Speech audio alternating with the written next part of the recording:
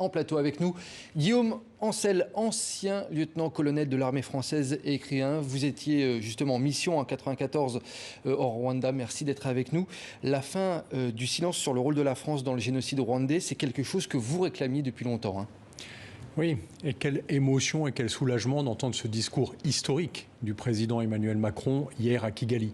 Parce qu'enfin, le président français reconnaît la responsabilité accablante de ne pas avoir empêché ce génocide, le seul que ma génération aurait pu empêcher, et puis de reconnaître aussi qu'il était indispensable de demander pardon au peuple rwandais pour ce que nous avons fait et pour ce que nous n'avons pas fait.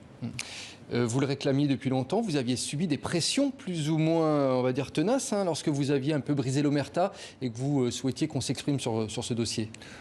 J'ai été légèrement ennuyé, juste menacé et à plusieurs reprises, mais c'est pas ça qui m'aurait empêché parce que je pense que l'enjeu était beaucoup plus important que ma propre personne. Et ce qui s'est passé hier à Kigali, c'est l'illustration qu'il ne fallait surtout pas accepter ces pressions, ne pas subir.